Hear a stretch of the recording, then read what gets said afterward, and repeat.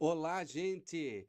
Quero louvar e agradecer a Deus por estar entrando na sua casa hoje. É o Apostolado Céu e Vida. Sou eu, Cônigo Marcelo, que estou aqui nesta bancada para fazer com que a evangelização, bem como também a graça da fé católica, possa estar indo no seu coração. O Apostolado Céu e Vida tem esse intuito de fazer com que todos nós possamos aprender a nossa fé católica. Obrigado porque você esperou. Nós tivemos um probleminha técnico que agora nós estamos aqui ao vivo para você, para todo mundo, para que a gente possa falar que o nosso apostolado quer céu e que também quer vida e vida eterna. Nós queremos louvar e agradecer pela sua paciência. Muito obrigado. Hoje nós estamos aqui, não é, com um entrevistado muito especial. Mas antes de estar aqui apresentando o nosso entrevistado especial, eu quero aqui cumprimentar o meu amigo de bancada, meu filho espiritual, não é? O Fabiano, que vai nos ajudar nesta conversa, neste diálogo e nesse conhecimento de causa sobre a vida de oração. Bem-vindo, Fabiano, mais uma vez, é o segundo episódio. Tá tremendo? Boa noite, Cônego. Mais uma vez estamos aqui juntos. Dessa vez eu estou ao lado do senhor na Pois bancada, é. né? Semana passada fizemos aí um bate-papo com o Cônego Marcelo. E hoje, então, estamos aí no nosso segundo episódio. Antes de começarmos, antes, né, de anunciarmos e cumprimentarmos o nosso convidado, nós pedimos aí a você que nos acompanha, você que teve toda aí a paciência, né, de aguardar. Tivemos alguns problemas técnicos, mas estamos ao vivo. Não esqueça, hein? Curta, compartilhe e se inscreva no nosso canal no YouTube, né? Você rapidinho, você não perde tempo nenhum, é muito fácil e com isso você nos ajuda a levar a mensagem a mais pessoas, levar a mensagem mais adiante. Então, por favor, né? Curta aí o vídeo, compartilhe, clique, pegue o link e mande para os seus amigos, para os seus familiares, para os grupos de WhatsApp, para que mais pessoas então estejam junto conosco nessa conversa. Também não podemos deixar aqui de colocar, né, o nosso pedido a você. Então, o Jesus Júnior, nosso técnico, aqui vai colocar, né, o QR Code e também a nossa chave Pix, porque nós precisamos também da sua ajuda, né? Então, nos ajude a continuar, né, a manter essa obra. Obviamente que nós temos custos, né, nós temos aí que manter, né, essa obra funcionando, andando, então nós precisamos da sua ajuda. Jesus Júnior vai colocar então o QR Code, você pode fazer a sua contribuição e também a chave Pix, que é o nosso CNPJ. O CNPJ da Associação Cultural São Pio de Pietreutina, né? A nossa associação mantenedora desse podcast. Então, desde já, nós pedimos a sua ajuda, pedimos a sua colaboração nesse sentido.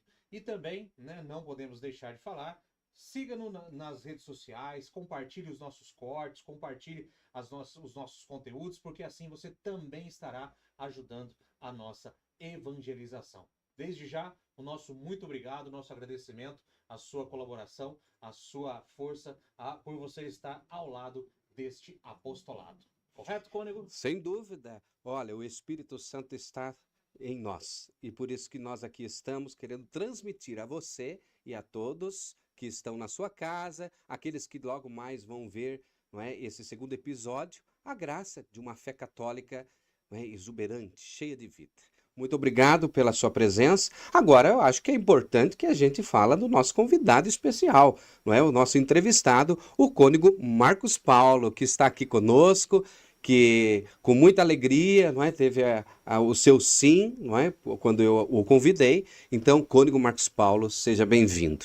Bem, eu estou aqui, não é, com um impasse. Eu não chamo, não é? Eu já disse pro Fabiano que ele tem que chamar você de senhor, não é? Por respeito. Mas como nós somos amigos de longas datas, não é? Nós, como cônegos, nós também queremos, não é, dizer para você assim, se eu chamo você de senhor ou também de você. Eu vou tentar chamar ele de senhor, Mas eu vou chamar também de você. Se ficar essas controvérsias aí, você me perdoa. Mas bem-vindo, viu? Bem-vindo. Eu fico feliz.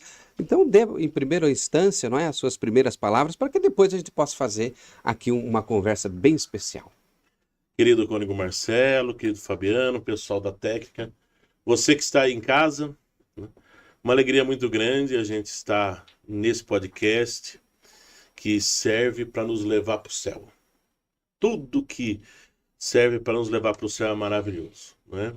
Maravilhoso também porque desse querido amigo, e como o padre Cônigo Marcelo falou, de longa data, a gente se conheceu antes de entrar para o seminário, né? Depois fomos seminaristas, fomos padres, e estamos aqui hoje falar dessa batalha que é a vida de oração, que é uma batalha. Sem dúvida.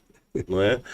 Às vezes as pessoas pensam que a oração é uma coisa muito simples. Não, não é, é uma batalha. Mas que vale a pena. Isso. Nós vamos falar sobre a vida de oração, dessa batalha que eu acredito que já denominou essa vida de oração, acho que é para todos, não é? Nós não somos tão místicos assim, Não, longe disso. mas nós vamos, sem dúvida alguma, com a conversa, a gente também declarar que também nós queremos, assim como Santa Teresinha, não é? Que teve toda uma dificuldade aí, que ela depois entendeu que tinha uma pequena via de santificação. Todos nós também somos chamados à santificação.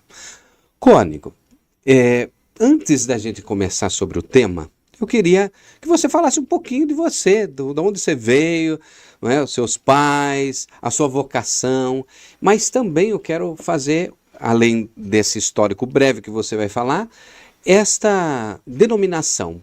Por que você é chamado cônigo?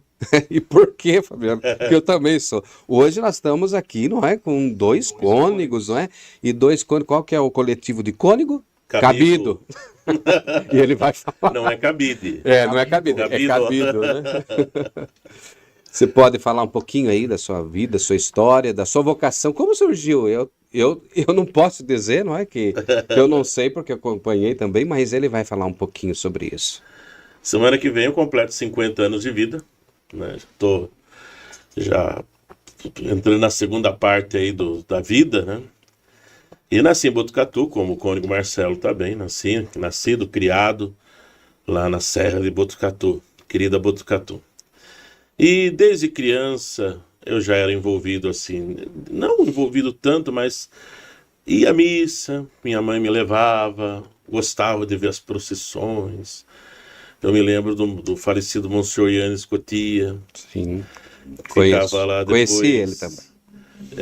Depois que terminava a comunhão, né, que ele ia lá purificar aquelas vasilhas, aqueles panos que os padres usam ali para comunhão, né, a gente chama de vasos sagrados e alfaias, né, para facilitar vasilhas e os paninhos. E ele ficava ali purificando aquilo, eu ficava tão admirado, não sabia o que era, mas ficava admirado, né? E depois, aí a gente cresceu, teve aquela fase da adolescência que eu dei uma fugida, mas depois retornei para a igreja, e aí já fomos de cabeça, fui catequista, fui do grupo de jovens, fui da liturgia, daí conheci o Cônigo Marcelo. Aliás, a gente até se conheceu antes da igreja, né? Porque sim, a gente se conheceu através das pesquisas arqueológicas amadoras. Nem o Fabiano sabia disso. Né? Essa eu não sabia. Essa é do fundo do baú, hein? Foi, essa foi do fundo do baú. Então, na verdade, foi aí. Então, é até anterior à igreja, né? Mas eu não pensava em ser padre, né? Hoje eu olho para trás, eu vejo sinais claros da vocação, né? Porque eu brincava de ser padre, pegava a xícara com chá, mate e a bolacha Maria e brincava de missa, de consagrar, né? Eu já não tive isso, mas é engraçado. Viu, mas você fazia até imagem de Nossa Senhora Aparecida de barro para brincar de procissão, né? Tudo isso você fazia ali junto com a dona Ana. Isso, minha mãe, dona Ana. Mas não que você falasse, o que você vai ser quando você crescer? Padre, nem passava pela cabeça, né? Mas depois, né, que a gente voltou para a igreja, aí já no começo da juventude, o trabalho na igreja. Esses dias eu dizia para um rapaz isso, né? O que eu estou pensando talvez em ser padre, o que eu devo fazer? Trabalho na igreja. Porque aí vai aparecer o que você... aquilo que Deus te chama. Então, o trabalho na igreja, a convivência com os seminaristas, eu lembro do finado Padre Luiz Severino. Sim, nosso primeiro reitor. Seu Foi meu primeiro reitor, né? E ele me levava, que ele era meu pároco, né? Sim. Me levava lá no seminário, Santa Terezinha. Ah, é, na Santa Terezinha, realmente é. E aí ele me colocava para escolher feijão e arroz com eles. Então, essas convivências, tudo isso aí. Um dia eu fui fazer um retiro em Itaici, ele também foi. E naquele retiro eu fiz uma experiência lá conversando com Deus. Aquela passagem de São Marcos que Jesus chega para Pedro: venho, eu te farei pescador de homens, até que foi o evangelho da minha ordenação, né? Aquilo mexeu, deu um estalo assim, aquilo que eu nunca tinha passado pela minha cabeça, passou. Uma semana depois a gente foi para um encontro, né, de Kombi, com alguns seminaristas, algumas freiras. E essa que é a... E a Kombi quebrou. Na verdade, ela não quebrou, tinha acabado o combustível, né? Mas a gente não sabia nada, né? E aí lá uma hora calhou de... No entardecer, anoiteceu e a gente ficou lá, e num frio, né? Eu lembro isso até hoje. E aí uma hora ficamos os dois juntos, eu falei assim: Marcelo, tô pensando em ser padre. E ele falou: que beleza, mais um doido. Esse eu já não lembro, viu? Eu não lembro que falei isso, mas eu tenho certeza que do meu temperamento deve ter sido isso, viu, Fabiano? E aí começou, né, a descobrir a vocação, porque a gente descobre, né? A gente já tem a vocação. A vocação não aparece do nada, a gente já nasce com ela, né? Então, eu, desde o momento que eu estava lá no ventre da minha mãe, Deus já tinha me chamado, mas eu demorei, fui lerdo, como Jesus fala para os discípulos de Emaús, né? Como sois lerdos em entender, né? Lentos, né? Fui, até que caiu a ficha, e o Padre Marcelo foi fundamental nessa ajuda para discernir. Tem uma carta até hoje que ele escreveu para mim, né? Falando sobre vocação. Pode, tá guardadinha, gente. Eu tá não guardadinha, lembro nada disso. E entramos pro seminário e estamos aí agora, né? E o padre Cônigo Marcelo completou 25 anos de padre agora em abril, e eu vou completar 25 em dezembro. Você é filho da dona Ana e do seu Deolindo. Do seu Deolindo. Já falecidos os Já falecidos. Meu pai era motorista durante muito tempo. Nos últimos anos ele trabalhou como motorista na prefeitura de Botucatu. Minha mãe, mulher guerreira, foi faxineira, de tanto trabalhar ali como doméstica. Não esqueça da sua mãe, né? Tortou todas as mãos, né? E eu sempre digo, né, que se hoje essas mãos são ungidas, porque por detrás delas tiveram duas mãos tortas. Exatamente. De tanto trabalhar, né? Uma mulher guerreira, trabalhadora, séria, né? Infelizmente, tanto ela como meu pai não estão mais vivos para completar agora comigo esses 50 anos de vida e 25 de padre. Estão lá no céu, tenho certeza.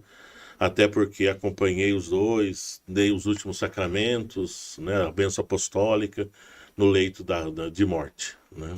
Sim, e você tem duas irmãs, né? Duas irmãs. Eu tive um irmão também que faleceu. Eu tenho inveja de você. Ah lá, porque ele é filho único, né? Ele é filho único. Tô brincando, né? Você também é. Né?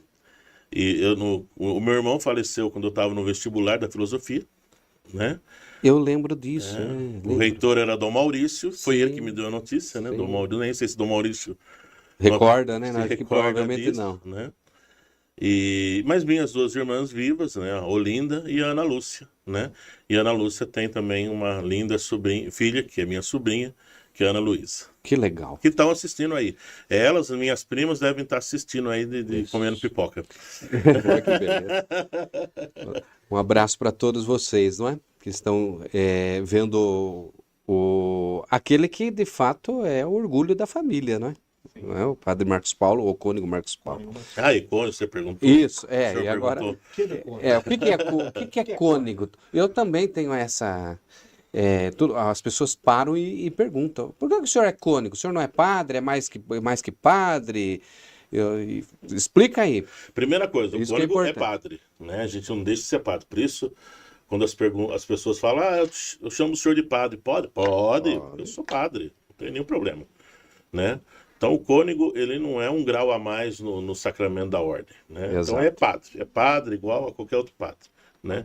Porém, é um título honorífico, né, que o bispo pode conceder a alguns padres, né? Nós recebemos em 2008 de Dom Aloísio Pena, né, que foi nosso arcebispo por acho que quase 10 anos, né, se não me falha a memória. E qual o sentido do cônigo? Naquela época, o cabido de Botucatu, que é o cabido ao conjunto de cônigos, ele foi restaurado, porque já existia, mas estava desativado, porque não havia nomeações. Então, Dom Aloysio, o que ele fez foi nomear novamente, né? Foi um fator histórico, né? Fatores Porque a isso, diocese justo. ia fazer 100 100 anos, não é? 100 anos. E 50 anos de arquidiocese, né? Então algumas Foi um que marco, no né, para estado de São celebrar. Paulo estavam fazendo também, não é? 100 anos.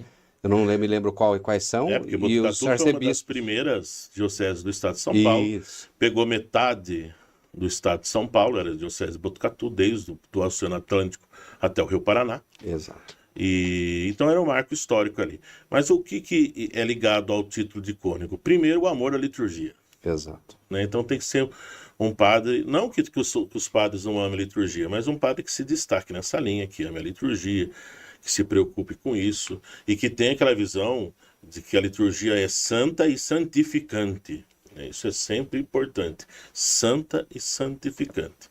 E não deixa de ser também o bispo reconhecer padres que trabalharam pela diocese, que colaboraram com Sim. ele.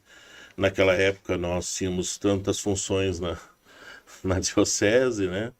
Então Você era coordenador, desculpe. Você eu era coordenador da RP1, da Isso, região e eu pastoral era coordenador da RP4. 4. né? Eu também Botucatu fui e coordenador da Lençóis. liturgia Isso, diocesana, já fui cerimoniário-mor desde Dom Antônio, chegando até Dom Maurício, depois eu renunciei. Então tivemos aí um monte de cargos, né? Mas enfim, que não eram coisas para a gente ficar cheio de si, não orgulhoso, não. Era um serviço Era da longo, igreja, né? né? Era Sentir e com eclésia, né? sentir com a igreja. Sentir com a igreja. Isso. O lema de Dom Antônio. Então era um trabalho que, inclusive, custava muitas vezes, a gente ficava desgastado, né? Então, é um título nesse sentido. Mas de forma alguma o padre que recebe esse título deve ficar orgulhoso. Não, não, não, não. Pelo contrário, né? Isso deve ser responsabilidade. Responsabilidade, ainda mais nessa área aí da liturgia, que é tão primordial, embora às vezes seja mal compreendida na igreja. Isso. Não na igreja, mas pelas pessoas da igreja, né? A igreja não. Eu lembro que quando Dom Aloysio chegou até nós, você vai ser cônigo. Uhum. O princípio era essas coordenações regionais, né, que a gente tinha. Mas que bom, então o cônigo ele trabalha especificamente com a liturgia. E aí a oração também. Na oração da igreja, né? Uma das coisas importantes do cônigo é a vida oracional da oração oficial da igreja, que é a liturgia das horas. Rezando lá na catedral, que deveria ocorrer isso, não é? Ou pelo menos, né, rezando na sua casa, na sua capela, mesmo que não possa estar acontecendo, mas estarem unidos cada um na sua capela, porque a liturgia das horas também tem essa função de união espiritual da igreja, né? E aí a gente rezando pela arquidiocese, rezando pelo povo de Deus. Muito bem. Bem, espero que tenha sido esclarecido. Esclareceu para você? Sim, Não sei se o pessoal da técnica entendeu o que é. Cônigo, cabido. Não é cabido, não, né? Para deixar aí o cônigo informado, Hilda Campos. Tá falando minhas As primas. primas estão assistindo, Ah, sim. que beleza. E também a Maria de Fátima. Aqui é a Maria de Fátima, sua prima. Estamos assistindo com alegria. Conta para eles do nosso amor. Conta para eles. Ela não terminou, cortou a frase. Maria de Fátima, por favor, completa aí que a gente passa aqui para o cônigo Marcos. Isso. Então tá bom, vamos tentar tocar esse tema, que como o senhor já disse, ou você já disse, é um tema até complexo, mas objetivo também, não é? Simples.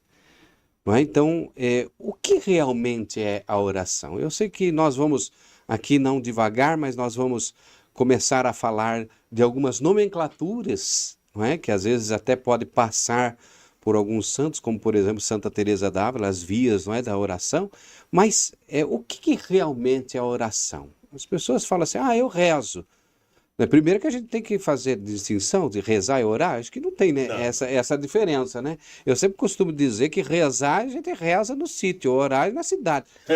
Não, é claro que não. Rezar e orar não são nomenclaturas que são a mesma intensidade, né? É esta intimidade. Mas eu quero que o senhor possa definir o que é realmente a oração. A oração, para simplificar, vamos dizer assim, começando de maneira bem simples, união com Deus, a conversa com Deus, o estar com Deus.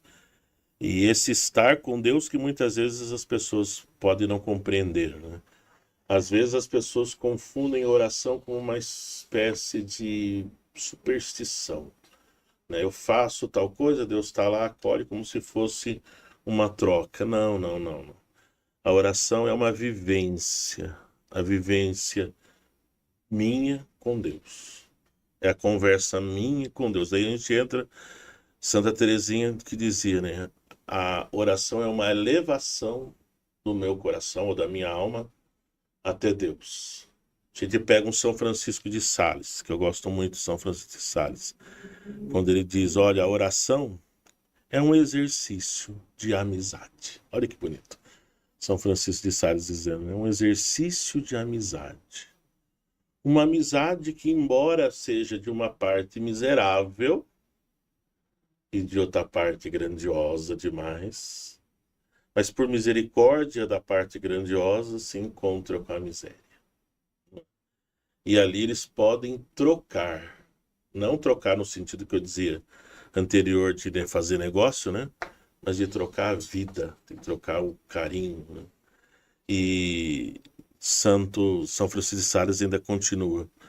Por isso que a gente tem que tomar cuidado para que a nossa oração não seja mecânica, né? Com isso, São Francisco não está dizendo que a gente não possa, às vezes, estar naquela correria, né? Naquela coisa, que às vezes a gente está, né? A gente está, então a nossa oração é um pouco mais até atabalhoada, às vezes, mas São Francisco ele fala, mas ter isso acontecendo na vida é uma coisa. Outra coisa é você ser engolido por essa correria. Estou usando, ele não usava o termo correria, eu estou usando o termo agora Mais atual, né? E aí você se desliga de Deus, né? Então, aí a pergunta que eu acho que todo mundo tem que fazer, eu estou me unindo a Deus pela oração? Oração apenas é algo que acontece na minha vida, porque a oração não é para acontecer normalmente, não. A oração tem que transformar, a oração tem que mexer com a gente, tem que nos fazer crescer, mas não no sentido sentimental. Eu creio que na minha vida, talvez o Cônego Marcelo concorde, a gente já passou por um momento na vida que a gente ficou muito mais ligado ao sentimento, né? Sentia fazer aquela experiência assim, sentimental mesmo, né? Mas com o tempo você Das sensações, das né? sensações, Que, justo, que justo. Deus também toca as nossas Sim, sensações. Isso. justamente. É o que você está falando. A gente já teve uma fase onde a gente ficou muito ligado nisso. E quando não acontecia, a gente se frustrava, Sem dúvida. né? A gente se frustrava. Tinha que ter essa experiência. E não tem que ter essa experiência. De vez em quando ela acontece. Ótimo. Eu até digo para as pessoas, curta quando...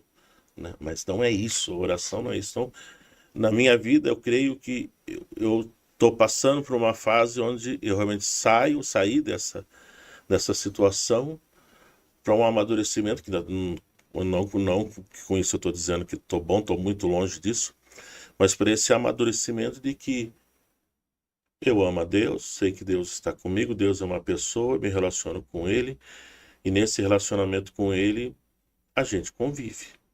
E aí a gente reza. E reza como? Assim como você na sua casa, às vezes você está aí, você que é pai de família, mãe de família, às vezes você está brincalhão com a sua família, outras vezes você está estressado, outras vezes você está triste, outras vezes você está desanimado, sabe? Daí você começa a sair dessa parte que eu tenho que sentir alguma coisa para você o quê? Viver, conviver. E aí você vai conversando com Deus. E aí a gente vê, aí sim, grandes místicos, né? Que chega a ser até engraçado, mas foram verdades, né? Como Santa Teresa d'Ávila, né? Senhor, tá uma porcaria aqui. Né? Ah, mas eu provo aqueles que são meus amigos. Por isso que o senhor tem tão poucos. Sim. Né? Esse desafio, essa ousadia de quem convive, de quem está unido, e não de quem está distante. A união é para...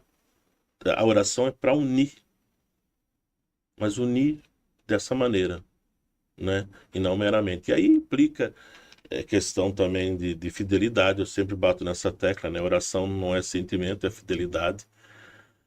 Não estou com vontade de rezar, mas eu vou rezar porque eu creio que Deus me ama, eu confio em Deus, então eu vou rezar mesmo eu não tendo vontade. Inclusive, nós vemos vários exemplos, né, na história da igreja, de grandes místicos que passavam por momentos de aridez espiritual, Aridez espiritual. né, prolongadas, Prolongadíssimas. mas entra nessa dinâmica que o senhor colocou, que é da insistência, né, de estar ali. Compromisso. Compromisso, exatamente. Que esse é um problema atual. O povo hoje tem uma certa dificuldade com compromisso. A gente percebe. E a oração é compromisso. Então, eu falei que eu vou rezar meia hora por dia. Eu vou rezar meia hora por dia, ponto final, porque é o meu compromisso, é a minha vivência de amor, é a minha confiança, é a minha fé, de novo. Aí a gente pode dizer a fé, embora às vezes nos momentos de fé tenha também coisas gostosas de sensação, mas a fé também, como oração, é compromisso. Eu creio, então eu vou ser fiel. Agora, a gente vai ter momentos não só que a gente não tem vontade, mas a gente vai ter momentos muito piores, que é isso que você falou. Né? A Noite Escura da Alma, de São João da Cruz, o Deserto Espiritual de São Francisco, que a gente celebrou agora esses dias, né? Sexta passada. São Francisco de Assis teve um deserto espiritual de anos. Exato. Edith Stein, né, que teve muita dificuldade com relação a essa relação íntima com Deus, né? Nesse sentido, o cardeal Vantuan, que está em processo de beatificação, né? O cardeal Vantuan, ela foi preso no Vietnã por perseguição, né? E chegou lá, Deus tirou tudo, vamos dizer assim, né? Não sobrou nada para ele. Ele entrou num vácuo, Mas como que isso aqui, né? O que agora? Cadê minha igreja? Cadê meu seminarista? Quem vai cuidar dos meus padres? Né? Até que ele entendeu o quê? Que Deus estava dizendo para ele assim, não. Eu te basto. E a cela... Se tornou a maior catedral que ele já teve. Exatamente. E a cela, a catedral, né? A maior catedral que ele tem. Então, é difícil isso. E a gente, por ser um ser sensível, às vezes a gente fica muito apegado às coisas e caímos nesse perigo que o cardeal passou, mas venceu, de dizer o que sobrou. O que vai me sobrar? Eu digo para você aí, meu irmão, se Deus te tira as coisas e você pergunta por que ele tirou. Aliás, pergunta não, talvez você fique bravo porque ele tirou. Pois eu mudo agora, não fique bravo. Pergunte por que ele te tirou e o que sobrou na sua vida. Cônego, o apostolado Céu e Vida, ele tem e claro que tem alguns, não é? Eu tenho o Flávio que sempre fala que nasceu com 6 quilos, né?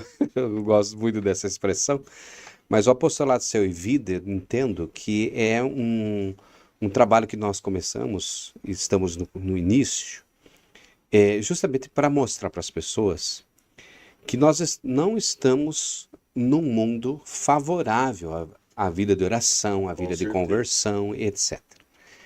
Eu faço lembranças assim, né? Deus não se sente, Deus é transcendente.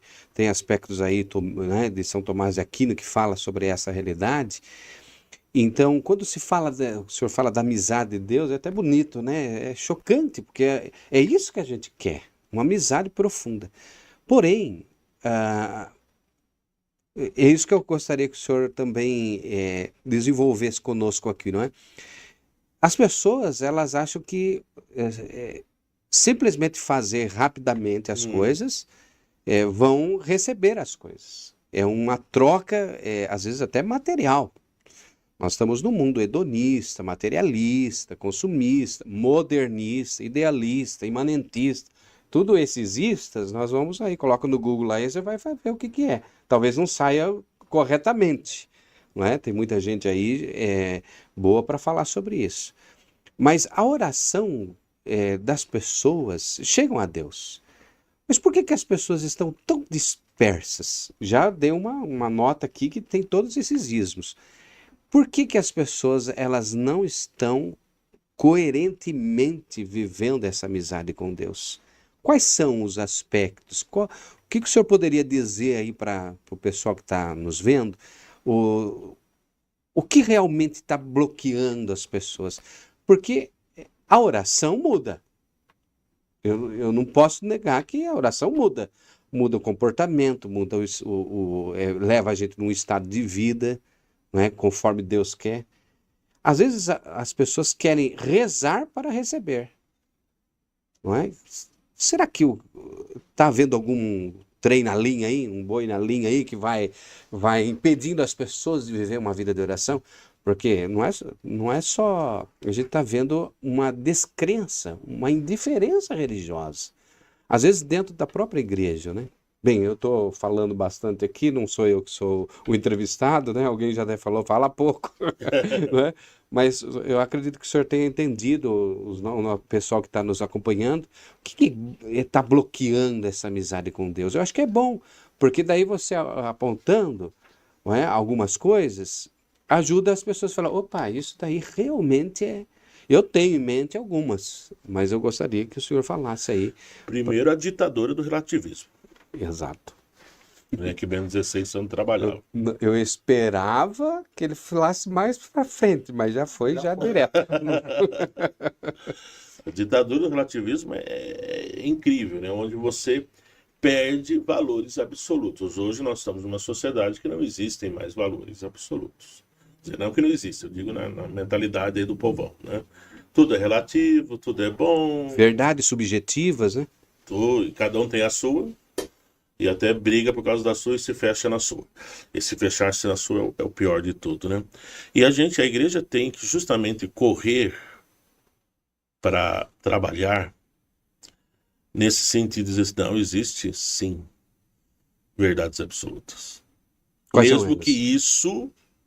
Mesmo que isso desagrade, e vai desagradar.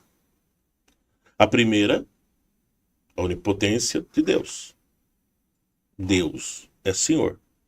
Porque hoje as pessoas colocam Deus no mesmo patamar, né, de um monte de coisa. E nessa onipotência de Deus, aí entra o que? A postura de vida. Se Deus é onipotente, e não só onipotente, ele também tem toda a sabedoria, ele é a sabedoria. Então ele nos revela. Aí entra outra questão. A revelação. Deus nos revela. Então eu vou acolher o que Deus me revela e eu vou ter que ter a humildade. Outra questão. O orgulho. O antropocentrismo. O homem tem que estar em primeiro lugar. Centro, né? É o centro de tudo. Não. O homem não é o centro de tudo.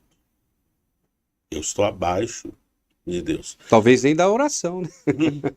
Então veja. Talvez não, certamente. Com certeza. Então a pessoa pega.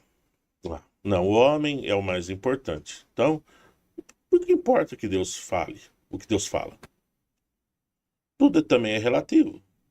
Então, para que mandamentos? Para que orientações? Para que viver desse jeito? Para que viver daquele jeito? Mas eu sei da minha vida. As pessoas dizem, né? Eu sei da minha vida. A gente sabe mesmo. Eu pergunto para você, meu irmão, quantas vezes você tomou decisões assim, tendo certeza absoluta que estavam certas. Depois de um tempo, os burros na água, você estava completamente errado. É o nosso reizinho. Entendeu? Então a gente tem que entender que não existem verdades absolutas. Deus é a principal. Ele é o Senhor, ele é onipotente, ele é muito maior do que eu sou uma porcaria. Com isso eu não estou desmerecendo o ser humano. Mas eu estou colocando, né? Às vezes as pessoas colocam também assim, família é tudo. Não, família não é tudo. Tudo é Deus. A família vem depois. Exatamente. Entendeu? A família vem depois. Né? Então a pessoa até escreve lá, não. E aí então, você vai no mundo onde tudo é relativo. Deus está no mesmo patamar. E aí depois se coloca o eu, né, em primeiro lugar. Depois, uma sociedade de correria, que é a anestesia. A gente pode perceber hoje que o pessoal está ficando anestesiado. As pessoas chegam para a gente, nossa, já é sexta-feira. Nossa, o ano já acabou. Se eu perguntar para as pessoas o que você realizou do começo do ano para cá que você queria, não realizou quase nada. Porque trabalhou, fez. Então, é difícil você resumir em tão pouco tempo, né? Mas Não, mas é isso mesmo. Mas Eu acho aí- que é a centralidade, né, Fabiano? então, daí você vai ficando anestesiado pela correria. Você deixa entrar na sua cabeça que tudo é nivelado, não existe coisas absolutas. O que importa é você. Então, O que entende? você sente, o que você sente. quer. Não sobra espaço para Deus. Desculpa dizer, mas não sobra espaço para Deus. Se a gente perguntar para uma pessoa na rua qual o seu sonho, alguém vai responder que quer ir para o céu? Não. Alguém vai responder, eu tenho esse pecado aqui que eu estou lutando, eu quero vencer esse pecado. Não, eu quero comprar casa, eu quero trocar o carro. Aí entra o outro ismo, o materialismo. Materialismo. E aí a gente tem que tomar cuidado para nós também, que somos da religião, não entrarmos numa religião que se fixa no chão, na terra. A gente tem que estar com o pé no chão, sem dúvida nenhuma. Mas com o olho pro céu. Porque a gente está aqui na terra, mas a gente é transeunte. O céu é nosso lugar. Transeunte. Isso mesmo. Então, e é triste. Você pode sair e perguntar, ninguém pensa, né, com raríssimas exceções nisso. Eu quero ir para o céu, eu quero melhorar, eu quero consertar. Por quê? Porque perdeu o sentido de transcendência. Perdeu o sentido de transcendência totalmente, por todos esses motivos. A banalidade, a perda do senso de sagrado, tudo está nivelado, né? A ditadura do relativismo, a correria do dia a dia que é anestesia, e a destruição até da cultura humana, da verdadeira cultura humana, porque a verdadeira cultura humana, Bento XVI já falava, que nos eleva até Deus. Né? Não me lembro agora que cientista que falava, eu estava lendo esses dias, me fugiu agora, que dizia, um pouco de ciência não faz bem para a religião. Muita ciência faz bem para a religião. Então até a destruição que a gente está vendo da cultura, o nivelamento por baixo da nossa cultura. Então, parece que eu estou jogando um monte de ideia, mas o que eu gostaria que vocês entendessem, que essa dificuldade que as pessoas têm de rezar hoje, é porque tudo isso não é uma única coisa. Então, por isso, não é que eu estou jogando assim um monte de ideia. A dificuldade com o silêncio. As pessoas têm uma dificuldade tremenda com o A silêncio. ditadura do barulho. Ditadura do Você barulho. estava falando da ditadura do agora, agora é a do ditadura barulho. do barulho, né? E isso na igreja também, né? pai? Oxe, para a gente fazer um silêncio após a homilia, após a ação de graças é um custo, né? Então, você calar-se. E tem uns... São José Maria Escrivá, que dizia, né? O silêncio não é parar o barulho. O silêncio para rezar. O silêncio é silenciar na mente. Para você, aí sim, conversar com Deus e sentir Deus. E o nosso Deus, que é um Deus de delicadezas. O nosso Deus, que é um Deus de paciência. Veja, ele começa o processo aí da história de salvação no sentido mais histórico, né? Na história de salvação começa desde lá de Adão e Eva, né? Mas eu digo no sentido mais histórico, 1850 a.C., lá com Abraão. Deus teve toda essa paciência até chegar, como diz São Lucas, à plenitude dos tempos em que o Verbo se encarnou. Nosso Deus é delicado, é calmo, é processual, se é que eu posso usar esse termo, né? E a gente não. E o nosso mundo está cada vez mais rápido. Então precisa de silêncio. Né? Precisa sossegar a alma, sossegar o facho. Procurar entender. Ler. E aqui uma coisa, não é que Deus escreva certo por linhas tortas. É uma idiotice. Deus escreve certo por linha certa. A gente que é burro e cego e não consegue ler direito. Né? Eu acho que eu falei demais. Não, é isso mesmo. Eu acho que falar da ditadura, das ditaduras, porque não só o do relativismo e de tantas outras, né, faz as pessoas viverem um mundo aquém. O senhor é pároco, eu também sou. Acredito que muitos outros padres poderão estar vendo a gente agora ou depois, não é? Não só na gravação toda, mas em alguns cortes. Mas a gente sabe, como padre, que a nossa preocupação hoje é levar as pessoas a uma fé Uhum. imbatível. Então, quando o senhor fala dessas dificuldades, essas ditaduras, e apontou muito bem, surge né, um questionamento até. As pessoas elas estão desligadas de Deus, porque tudo isso vai fazendo E com que pior que desligados, eu digo até que elas estão insensíveis. isso é uma indiferença religiosa Elas que não hoje se sentem tem. mais. Que, E sentem agora não no sentido sentimentaloide, sim. mas no sentido de ignorância. Porque você fala de ateísmo religioso, é aquela coisa que você fala, não acredito em Deus, mas a indiferença religiosa está numa vida católica, não é? Que é morna, incapaz de um compromisso, que não é um compromisso pastoralista, mas viver a vida da oração, a vida dos sacramentos. Quanta gente que se diz católica e que de fato não vive isso. Por quê? Porque essa experiência que o senhor falou no início aconteceu, mas não foi desenvolvida. Não foi, não Santa amadureceu. Teresa d'Ávila vai falar que são os iniciantes, né? Sim. Que tem todas essas dificuldades. Eu acredito que Santa Teresa d'Ávila vai falar das 7 moradas também. Eu acho Fora que do castelo. eu estou fora do castelo, né? Então, O problema é que as pessoas elas também não entendem que essa vida de oração e vida espiritual é processo de amadurecimento. Uma coisa que a gente vê na minha experiência, eu já sei tudo, eu já estou bem, já tenho tantos anos de igreja, já trabalhei tanto. É a soberba espiritual, né? E soberba. muito católico é assim. A gente tem que amadurecer. Exatamente. A Santa Teresa d'Ávila fala na questão da primeira etapa dos iniciantes que existe uma soberba quando até as pessoas começam a rezar e elas começam a comparar.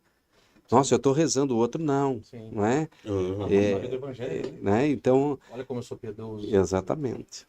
Parece que você tem uma pergunta, porque você está aí desesperado aí. Porque a pergunta da Rita de Cássia sim. Bellarmino, ela se encaixa muito bem em tudo isso que o Cônego colocou, né? Nós que hoje vivemos nessa sociedade relativista e muitas vezes nós somos engolidos mesmo, né? Por esse processo, né, que o mundo vive hoje, de apego, de carreira, de ter que ter sucesso, de realmente nós estarmos, digamos assim, focados única e exclusivamente nesta terra, nesta vida, né, no material. E aí, né, dentro de todos os ismos, né, que a gente colocou, que o Cônego Marcelo colocou, e a Rita coloca. E dentro de tudo isso, Cônego Marcos, como viver realmente a vida de oração? Como buscar e como se manter em oração diante de todos esses desafios que a vida moderna nos apresenta? São várias coisas. Uma coisa fundamental é alimentar a alma. Coisa que muita gente não se preocupa. A gente se preocupa em alimentar o corpo. Ou bombar o corpo também, né? Vamos agora. Mas alimentar a alma. Que leitura a gente faz? Tipo de leitura. Você está lendo São Francisco de Sales, Filoteia principalmente, né? Mas também o Tratado do Amor de Deus, que é maravilhoso. A vida dos santos, né? Quem não lê a vida dos santos não quer ser santo, não quer rezar, né? Você está lendo Quer sim, né? um Punchim, Sim, Cardeal Sará, pessoas que tiveram experiência de Deus no verdadeiro sentido da palavra. Então você alimenta a alma fazendo boas leituras. Vai ter vontade de ler todo dia? Não. Vai estar cansado? Vai. Leia, nem que seja pouco.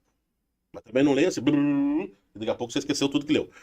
É preferível você ler um pouquinho, mas guardar esse pouquinho, do que ler um monte e guardar e esquecer tudo, né? Se tem dificuldade para ler, é uma coisa abençoada que a nossa geração tem. Eu sempre digo pro povo, né? Deus vai cobrar isso da gente. Que hoje você pode botar o trequinho para ouvir na orelha. Você está indo para o trabalho, você está correndo, você pode estar ouvindo. uma palestra, né? Você não precisa mais ficar, né? Informação. E depois, então, você pode fazer a leitura audiovisual desses grandes mestres da espiritualidade.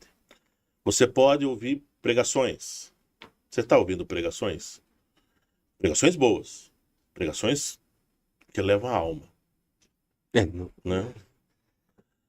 Depois, então, alimentar a alma nesse sentido de dar subsídio, porque a nossa alma a nossa mente é uma esponja.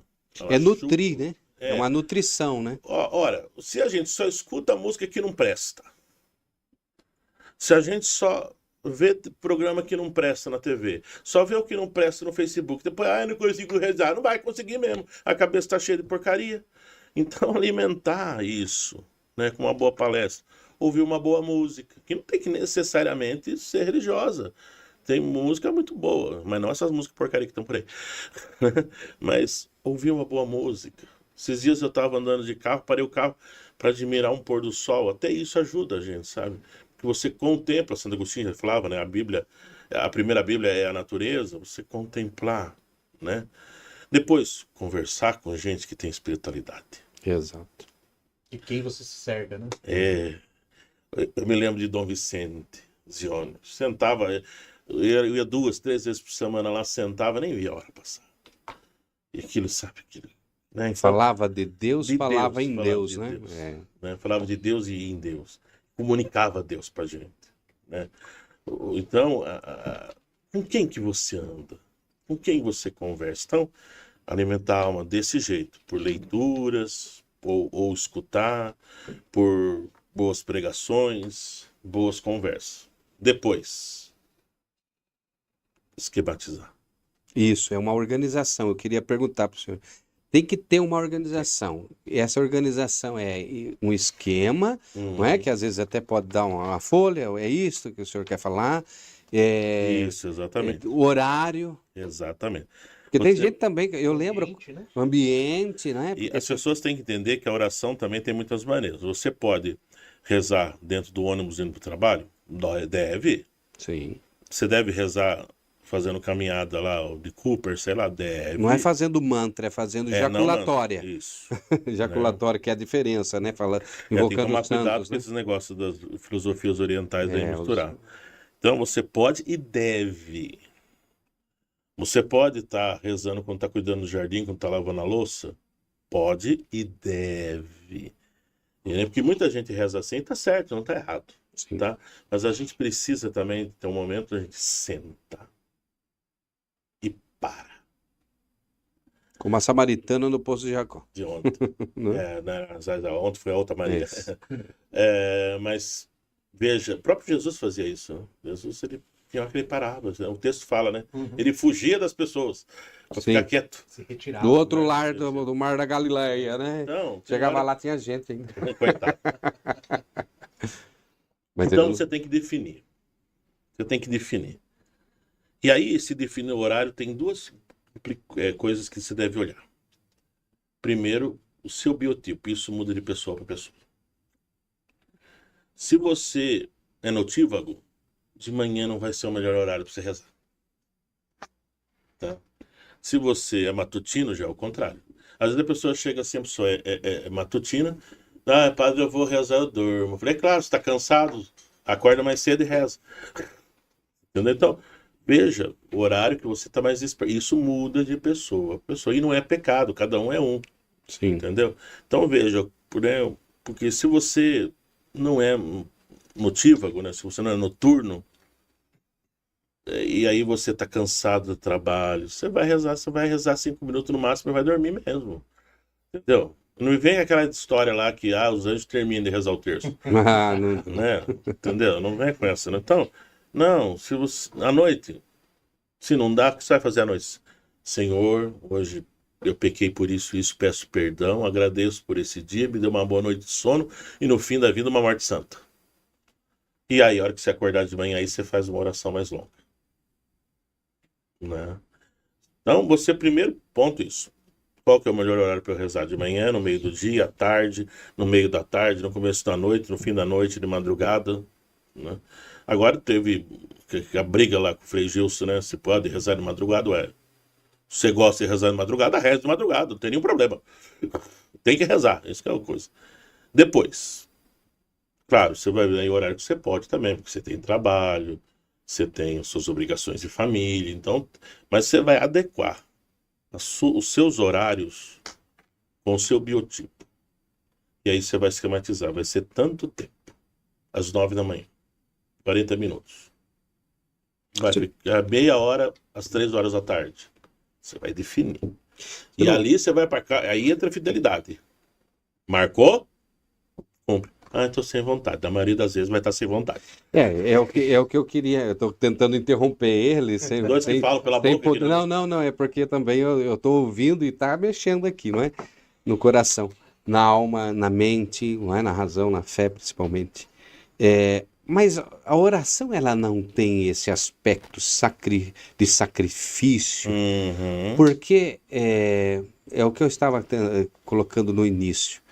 É Deus que determina também certas coisas na nossa vida para que nós possamos também deixar de ser pessoas viciosas e se tornar pessoas virtuosas. Aí entra na outra dimensão da oração que muita gente não entende, sim, que é da prática, que é justamente a penitência.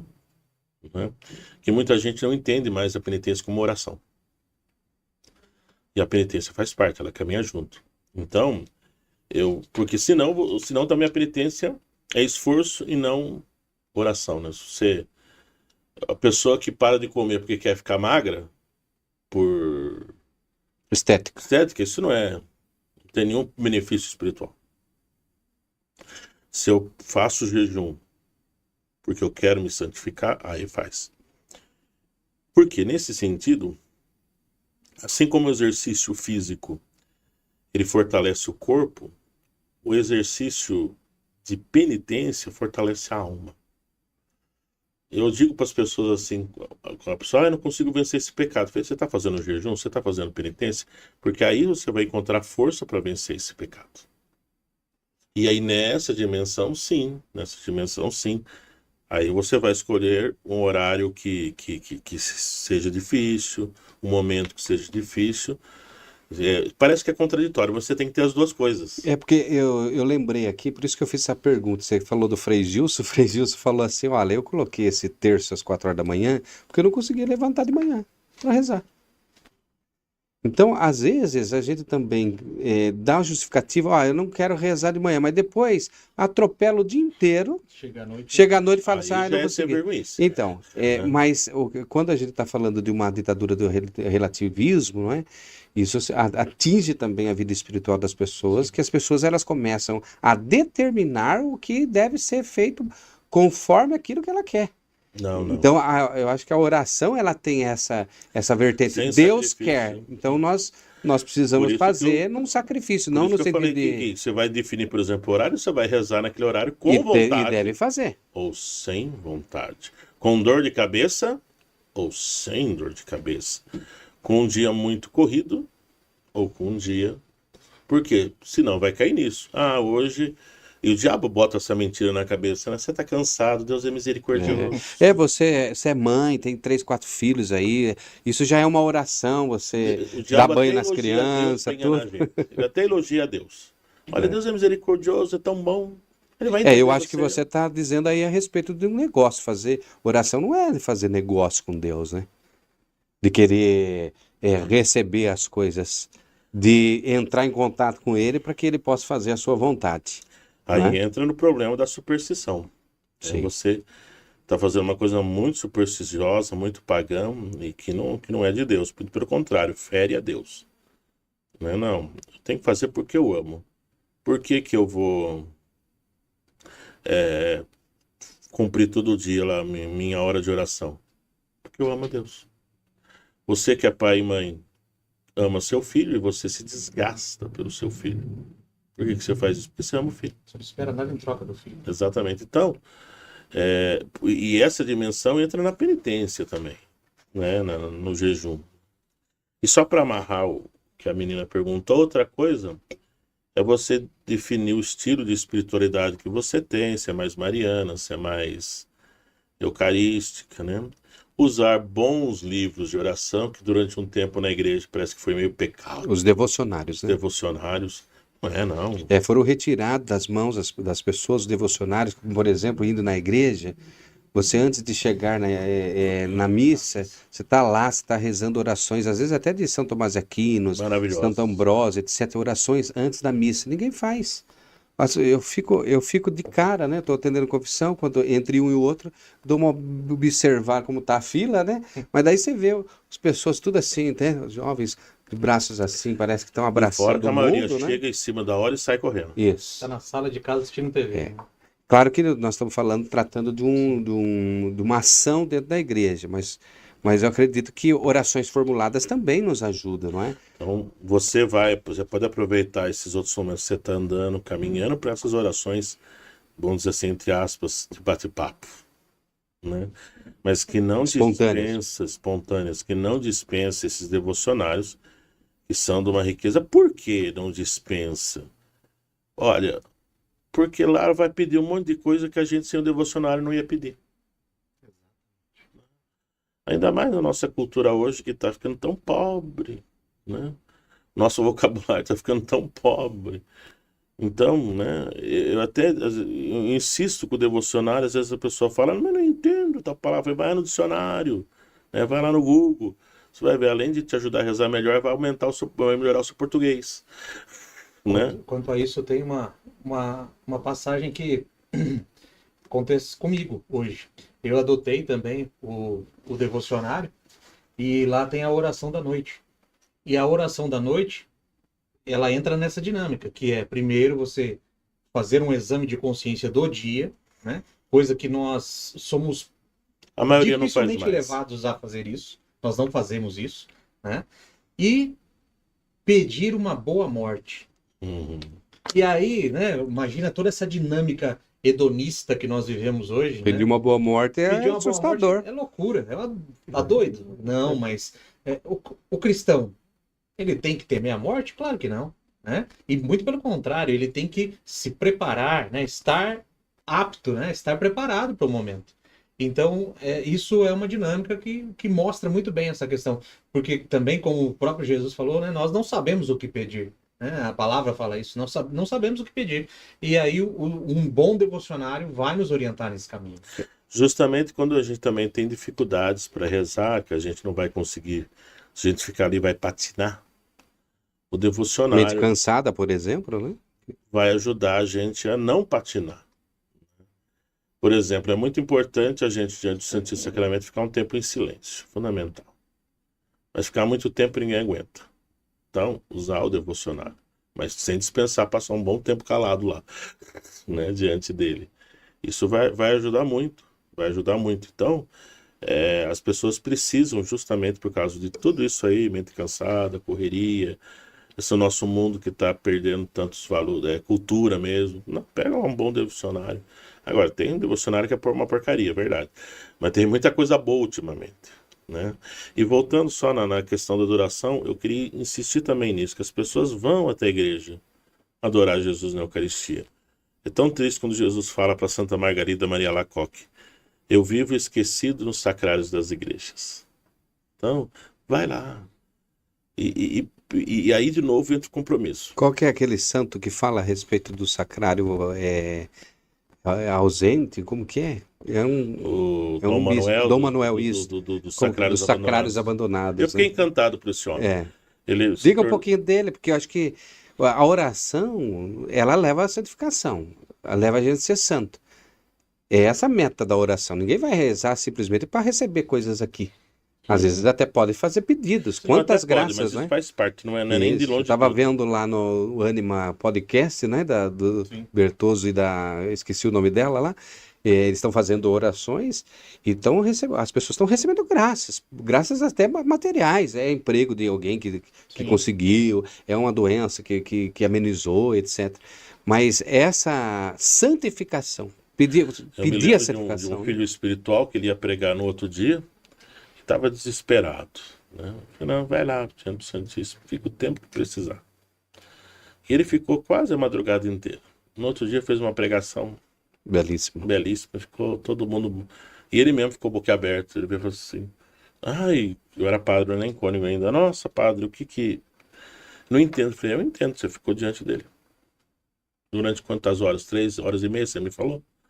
Então, a gente se colocar diante de Jesus Eucarístico, mesmo que a gente chegue uma hora que precise fazer o que São João Maria Vianney fazia. Eu olho para ele, ele olha para mim, mas fica lá. E aí entra o amor, o sacrifício. Eu vou ficar o tempo que eu falei. Vamos lembrar de Santa Teresa d'Ávila, aquela passagem famosa dos tijolos, Sim. né? Que ela falou que eu acho que ia ficar 1 hora diante do Santíssimo, mas aquele dia ela estava Dispersa. né, totalmente dispersa, não aguentava nem ficar sentada. Então, para aguentar ficar a hora que ela falou que ia ficar, começou a contar os tijolos. Os tijolos da parede. Depois, outro dia, ai meu Jesus, que coisa feia que eu fiz, Jesus. Não, madre, essa foi a sua melhor adoração. Como? Porque você deu tudo o que podia de si. Então, aí entra o sacrifício, o compromisso, a fidelidade, e entra a fé. É porque eu tenho fé. E aí não dá para tirar a oração da fé, né? Eu rezo porque eu tenho fé. Se você não tem fé, você não reza. Então aí eu aproveito para perguntar para você que está nos assistindo, como está a sua fé em Deus? Ela é uma fé inabalável, a sua fé está firme e é ela que te move, a ponto até de ficar com Santa Teresa lá. Não, falei que ia ficar contigo, Senhor, e fiquei até o fim. Me lembro do mártir brasileiro lá do Sul, o Padre Manuel e o Adílio, Sim. né? O padre chegou a um certo ponto, percebeu que iam ser mortos, ele vira pro Adílio e fala, corre. E ele fala, não. Eu vim com o senhor, vou ficar com o senhor até o fim. E foi fuzilado. É amor. O que foi aquele coroinha, aquele acólito fez? Amor. Né? Então, não, Jesus, eu tenho fé em você, Jesus, eu te amo. Eu fico com você. Agora, esse final de semana, eu estava chamando a atenção do povo lá, vão ter que ir na missa no sábado, que é Nossa Senhora Aparecida, e indo no domingo, né? Eu falei assim, tem gente aí reclamando que vai ter que ir na missa 2 dias. Se vocês não querem ir na missa, por que vocês querem ir pro céu? Exatamente. Não, é por amor, então eu vou por amor, eu vou estar ali. Mesmo que eu esteja cansado, com dor, tudo bem, mas mesmo que tenha estragado meus planos, vamos olhar para São José. Se tem uma pessoa que Deus desfez a vida, sim, foi São José, né? São José tinha tantos planos. E Deus foi desfazendo um por um, um por um, um por um. E hoje esse é o homem mais forte, né? São José é um fenômeno. Tanto é que a igreja fala, né, da protodolia. Né? Ele imprimiu, depois de Nossa Senhora, ele em primeiro lugar todo mundo, porque esse homem foi um furacão. Esse homem foi uma fortaleza, né? Foi fidelíssimo, foi fidelíssimo. E mesmo quando Deus foi... Você se imagina? Ele deve ter feito um berço maravilhoso e bota Jesus num coxo. Pois é. Imagina para um carpinteiro, né? Era a frustração dele, né? Que seria, né? Aí a gente pega, né? E o que vê na imagem que a Bíblia nos dá, o homem do silêncio, não o homem da reclamação, o homem do silêncio, o homem que, quando Deus desfazia o seu sonho, ele automaticamente se amoldava no sonho de Deus, na vontade de Deus. E eu admiro muito, muito, muito São José por causa disso, e peço todo dia para ele me ajudar, né? Porque a nossa tendência a reclamar, resmungar, ver o lado ruim das coisas, aí a gente tá sempre, ai, ui, ai, né? Mas me ajuda, São José, assim como o senhor teve a capacidade de botar o seu filho adotivo num coxo e ser feliz. Fazer a vontade de Deus mesmo, né? Porque isso é ser feliz. Fazer a vontade de Deus. Você terminou a frase certinho. E ser feliz porque fez a vontade de Deus. Ô, Cônigo, eu interrompi e nós não divagamos, mas entramos em outros, né? Mas o senhor ia falar rapidinho do bispo, não é? Do sacrário, como que é? Do bispo do sacrário... Dom Manuel Gonzalez. Dom Manuel Gonzalez. Conta um pouquinho, Ele rapidinho. foi um bispo espanhol. Quando ele se ordenou padre, ele foi fazer missão num bairro muito pobre, lá da Espanha, não me lembro agora a cidade. E lá ele se deparou com uma situação de desleixo com Jesus Eucarístico. Isso existe ainda? Infelizmente, né? Infelizmente. Mas um desleixo assim absurdo. Que ele chora. Ele chora. Não. E aí então ele sente que Deus o chama para um apostolado de amor a Jesus na Eucaristia. Para que Jesus não ficasse mais abandonado nos sacrários.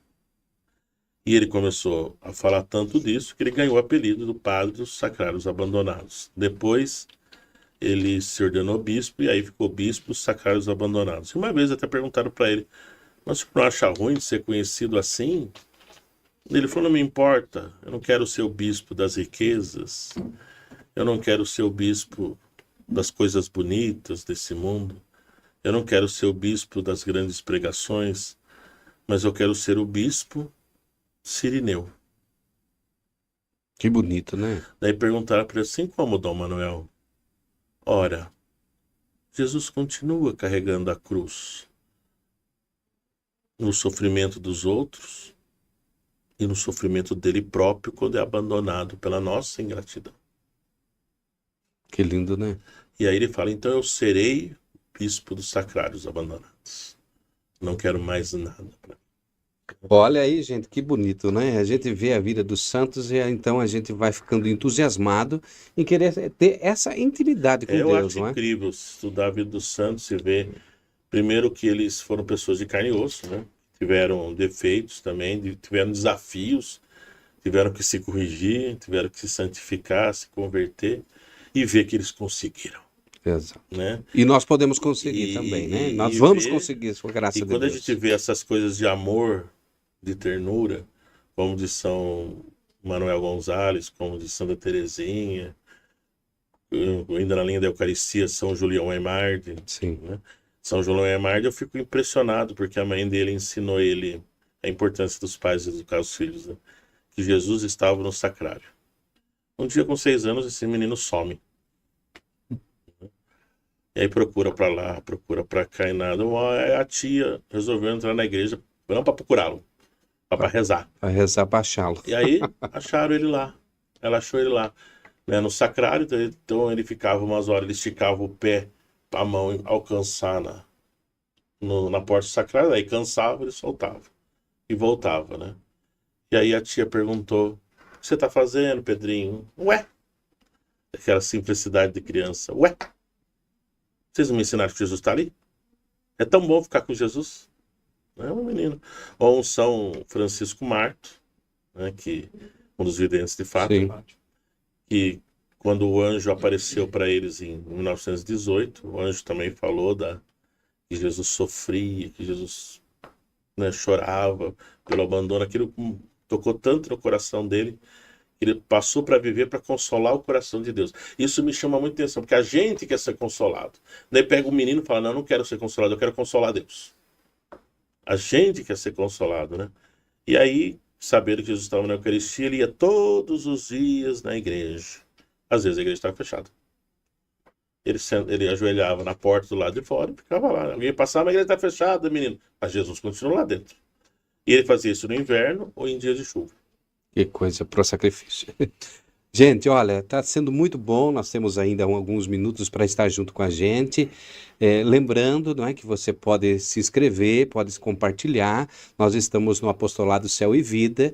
Inclusive, quando o Cônego fala de uma boa leitura, não é, de alguma palestra, etc., nós queremos do Apostolado, do Céu e Vida Podcast, também ser um sinal aí para que você possa crescer. Aqui nós não estamos querendo dar definições exatas, absolutas, porque o mistério de Deus também ele passa por nós e a gente também não compreende. Mas o Cônego está aqui falando coisas belas e direcionando de uma maneira muito objetiva, então que a gente possa também desejar viver uma vida de oração, desejar. não é? desejar. Eu quero pedir para o Fabiano ver se alguém está fazendo alguma pergunta aí, não é? Alguma fala, não é? Tem inúmeras. Quero até lembrar que a gente não tem condição de responder a todas, não é? Talvez não dê tempo, Não dê tempo, mas a vamos gente vai encaixando e a gente quer aqui que você também, não é, esteja conosco mesmo aqui e uma ou outra pergunta a gente pode colocar para o Cônigo, né? Eu acho a pergunta do maestro Marcelo Maganha. Opa! Maestro Marcelo, Grande aqui de amigo. Lençóis Paulista. Eu não sei se ele lembra, mas eu estudei com ele. Eu fiz faculdade de música Olha só. na Olha USP, só. junto com ele. Eu lembro dele. Não sei se ele lembra de mim.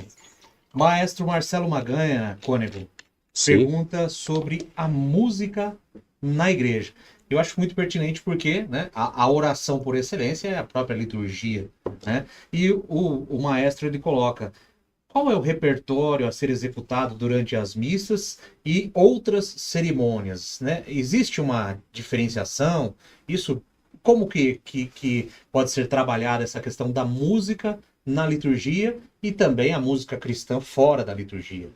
Na liturgia, principalmente na missa, a Sacrosanto Concilium, que é o documento do Vaticano II sobre liturgia, ele aponta o canto gregoriano ou os derivados dele, tá? Ele não chega a dizer que só pode ser isso, então ele fala derivados dele. Bem, com isso a gente entende então que não precisa ser necessariamente o canto gregoriano, mas também não pode bagunçar o coreto, né? Um samba não pode? Não, de jeito nenhum, de jeito nenhum. Isso é um crime, porque a missa é o sacrifício de Cristo. A missa é para nos elevar a Deus, a missa não é um show. Se você quer pular, se você quer dançar, vai num show, teria um problema. Mas a missa não é para isso. Então a missa é para nos, mais do que nunca, nos elevar a Deus, nos unir a Deus. Então a música tem que colaborar. É interessante você ver que até diz que tem que ter instrumentos, mas eles não devem sobrepor a voz, né? Tem que se entender o que se canta, até porque as boas músicas católicas, elas têm conteúdo, têm doutrina. Hoje a gente tem graduais, né, que compreende as orações próprias do dia, está em concomitante à liturgia da palavra, tal. Eu até quero mandar um abraço para o Marcelo, meu amigo, não é? De Lençóis, ele é secretário de Cultura lá da cidade. Convidei ele para que ele possa estar aqui falando sobre música, não é? Em todos os aspectos, inclusive essa música, não é? Litúrgica que pode, de fato, formar também a nossa vida oracional. Marcelo, um abraço para você também. Eu não sei. Fora da missa, claro que daí tem uma gama maior para as músicas católicas. Sim. Encontros de jovens, para retiros, né? A gente tem que distinguir duas coisas: música litúrgica e música religiosa. Toda música litúrgica é religiosa, nem toda música religiosa é litúrgica. Litúrgica é para liturgia, tá? E, juntando as duas, tem que ser católica. Protestante, não. Todo respeito aos nossos irmãos, mas é verdade, cada macaco no seu galho. Isso. Tomar cuidado, né? Porque muitas heresias, às vezes, estão escondidas na letra, né? E a gente acaba, né, às vezes, de maneira bem discreta, mas tá lá. Exatamente. E pode fazer outra pergunta. Outra pergunta é do Ailton. O Ailton diz que é seu paroquiano, Cônego. E ele coloca... Qual Cônego? Aqui dá a entender que é do Cônego Marcos. Eu acho que só se for o Ailton daqui, que é vizinho nosso aqui até. Mas tudo bem. Se for aqui, tudo bem. O perfil dele aqui é de Volkswagen por aí. Eu acho que diz então alguma coisa aí. É ele mesmo. Ele gosta de carros. Tem uma Kombi muito bonita dele aí, então que ele viaja. Ele coloca se poderia se dizer que orar é dirigir-se a Deus de uma forma mais livre, e rezar seria o mesmo, mas valendo-se de fórmulas reconhecidas pela igreja. Então aqui ele pergunta se há uma diferenciação, né, sobre os termos orar, se é essa oração mais livre, ou se rezar seria essa oração fundamentada em fórmulas Eu vejo próprias. Que tanto faz uma como a outra. Você pode tanto chamar uma oração mais livre de rezar ou orar, como também a oração mais formal, né? Se for ver até no missal é o oremos. Né? Exato. Culturalmente a gente tem essa Essa ideia que rezar é uma coisa muito simples, objetiva, né? E orar parece que na cultura protestantizada, não é? Isso. Não tem um negócio assim? Não sei, eu não posso Pegou também essa confirmar, ideia. mas Essa pode ter essa ideia. É. Mas eu acho que rezar, orar é a mesma Não, aí tá coisa. a mesma coisa. Tem que estar em intimidade com Deus, com você, amizade profunda, né?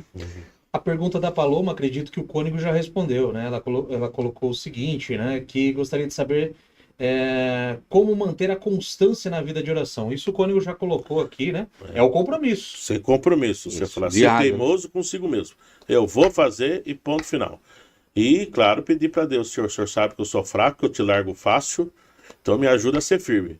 Mas Deus vai fazer a parte dele, mas ele não vai fazer a sua. Então ele vai te dar força, mas você vai ter que brigar com você mesmo e cumprir. Eu ouvi agora há pouco, no início dessa nossa conversa, Cônigo, que falou de luta, né? Ó, vida interior, oração, né? E não demonizando, mas o demônio, ele é a oposição. Muitos falam assim que Deus luta contra o demônio. Não. Sim. Eu acredito que não. Por quê? Porque Deus não luta. Porque o demônio é ínfimo. É como se fosse como chama? Uma pulga, né? Diante de Deus, né? Ele vai fazer assim, né? Eu acho que a luta que nós temos a luta que nós temos é com ele conosco, E ele luta mesmo. né? Você E não nós quer precisamos ultrapassar lutar de Deus. com a graça de Deus, com a presença de Deus. Por isso que a oração é justamente isso, não é? Eu acho que é um blindamento, não é? Pra Como gente um carro mudar em blindado, outras né? coisas, a gente tem que se fortalecer na oração. Isso. Não adianta. Tá? Agora, tem uma pergunta aqui que eu achei muito pertinente também e que eu vejo que muitas vezes os católicos têm muita dúvida sobre isso. O nosso amigo Juvenal, lá de Águas de Santa Bárbara, Sim, abraço, Juvenal, Lucélia, ele as meninas, faz né? a seguinte pergunta: faço uso do devocionário. E no devocionário, né, nós observamos que existem apontamentos de que várias das orações, né, através delas, nós podemos lucrar indulgências. E aí o Juvenal coloca, né, que além de não estarmos em pecado mortal, ou seja, tem que estar em estado Está de de graça. graça. Existem outras exigências para Sim. lucrar essas indulgências? Sim. A gente tem que rezar um credo, um Pai Nosso, uma Ave Maria, um Glória ao Pai, nas intenções do Papa. Não é pelo Papa, é nas intenções do Papa. Estar em estado de graça e comungar. Intenções que são inúmeras que a gente não sabe, Não né? sabe, aí é que Deus sabe. Isso, é do coração do Pai. E comungar. Né? A gente vai ter agora no Ano Santo, né? Então a gente vai ainda ter mais. E lembrar as pessoas que existem dois tipos de indulgência, a plenária e a parcial. Nos devocionários, a maioria delas é a parcial, né? Que é uma parte, a gente não sabe quanto, uma parte. Aí é com Deus, né? E até, não sei se eu posso também ajudar, é que também as indulgências, agora nós temos o livro de indulgências, né? Então houve uma redução, né? Porque Bastante. você fazia uma oração lá, como está no devocionário que muito provavelmente ele reza, 300 indulgências, não é? Hoje já não Apenas existe. se fala parcial. Que é uma Exatamente. uma parcial Que é que não parcial sabemos quanto. e a gente não tem essa ideia, porque no livro de indulgência ele não fala mais essa numeração, né? Até porque o que está no purgatório está fora do tempo. Exato. Né? Então não está no nosso tempo. É difícil. Agora quantificar. quando a pessoa reza aquela oração que eu acho que o Juvenal está dizendo, é que a gente tem a capacidade de, né, expor, falar, olha, é para essa realidade, para as almas do purgatório, para alguma realidade que de fato ele quer que seja contemplada, né? Mas infelizmente a gente sabe que essa mudança, não é? Sobre essas indulgências, elas enfraqueceram também a oração das pessoas, né? E agora Mas nós vamos só assim fazer algum podcast sobre isso. Indulgência. O senhor pode até voltar a falar sobre isso também, né? Convite. E tem coisas que são simples que ganham a indulgência parcial. Por exemplo, rezar o terço diante do Santíssimo, após a comunhão, né? a via sacra, rezar a alma de Cristo após a comunhão. Sim. Né? E pouca gente sabe. E Isso. outras tantas. Até peço que as pessoas que estão nos vendo, que entrem lá no Google e falem, eu esqueci o nome do livro de indulgências, não é um documento, como que é? Não é manual de indulgência? Manuel, Manual de indulgência. manual, deixa eu molhar o bico aqui. E também o pessoal está perguntando aqui quais devocionários. Nós vamos fazer um conteúdo lá no nosso Instagram. Né? Então a gente vai mostrar alguns devocionários que são, porque é mais prático do que ficar falando aqui, talvez a gente não lembre de cabeça, né? Mas não é bem devocionário, mas deixa eu falar, eu aconselho você também a adquirir a Filoteia de São Francisco de Sales e ler um capítulo por dia, sem pressa. E de manhã, medita ele ao longo do dia, você vai ver que isso vai te ajudar uma barbaridade. Ele não é bem uma oração, né? São reflexões, mas que com o passar do tempo vão pegar na tua alma. Amém. Bem, nós estamos... Quanto que está aí de tempo aí? Já estamos? Temos 15 minutinhos ainda, olha que beleza.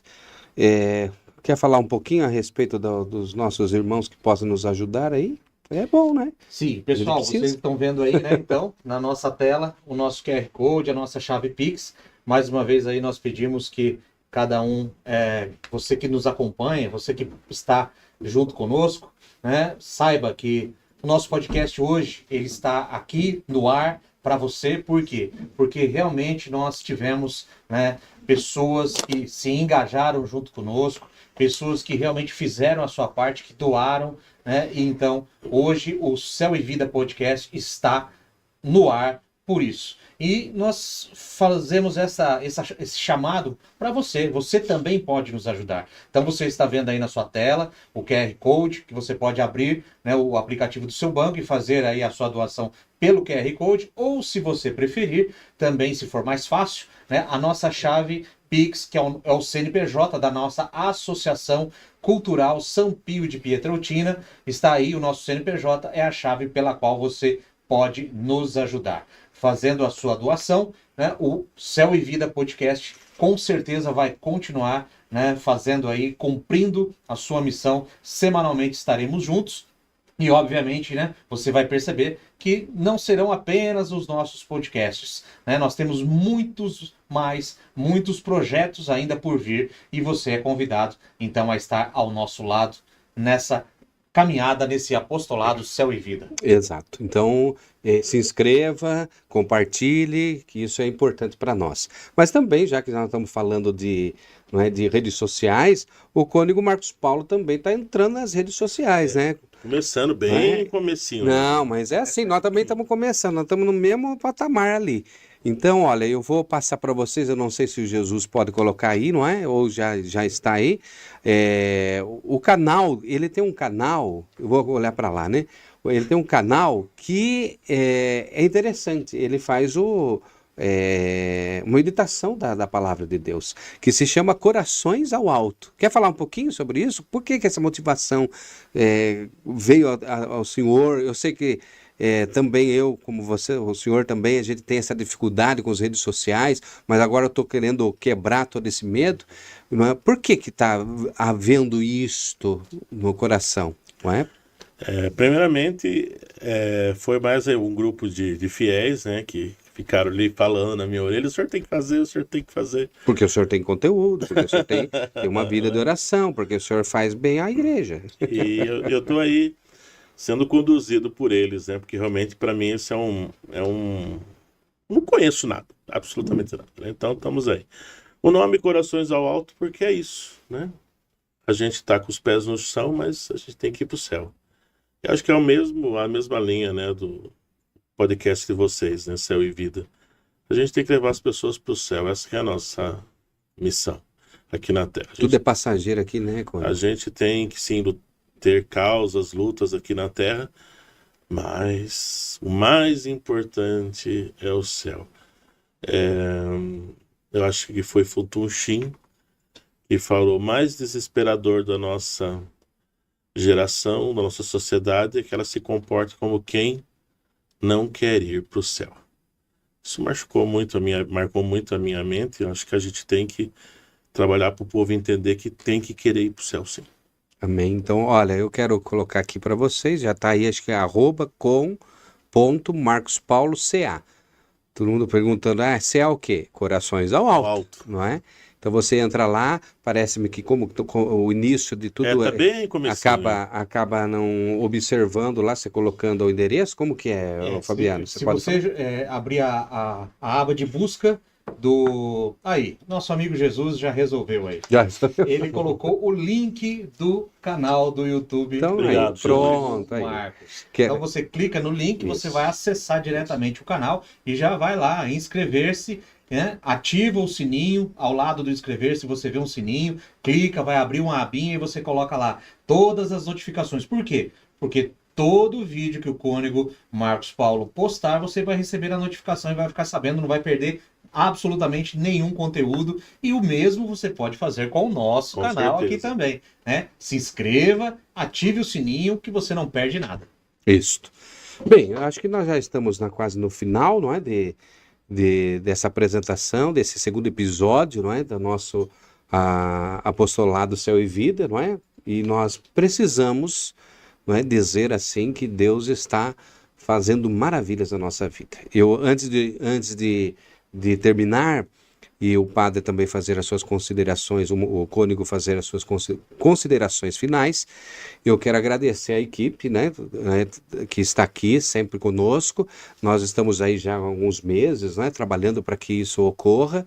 Não é? Nós estamos no início, não é? E nós estamos percebendo, não é, a graça de Deus. Estamos percebendo também, não é? Eu falava ali para a Ana e também para o Fabiano, enquanto a gente conversava ali na sala, que o demônio ele tem uma unha desse tamanho assim, né? E ele fica cutucando ali. Ele não pega a gente ainda porque a gente não deixa e não vai deixar. Mas ele fica cutucando e onde ele bota o dedo é podre. Porém, a graça de Deus está acontecendo conosco. A gente está vendo coisas maravilhosas aqui e a gente precisa louvar e agradecer. Tudo é graça e onde o pecado abundou, a graça superabundou. Onde as deficiências existem, a graça ela sobrepõe e ela vai fazer a gente estar vivendo uma vida intensa com esse apostolado. Apostolado Céu e Vida é para que as pessoas entendam de uma vez por todas que a luta nossa é grande e que nós vamos ser, e nós já somos vencedores pelo sangue de Jesus, tá bem? Padre Cônego, o senhor é padre lá o senhor, olha, nós não conseguimos colocar, a princípio esquecemos de colocar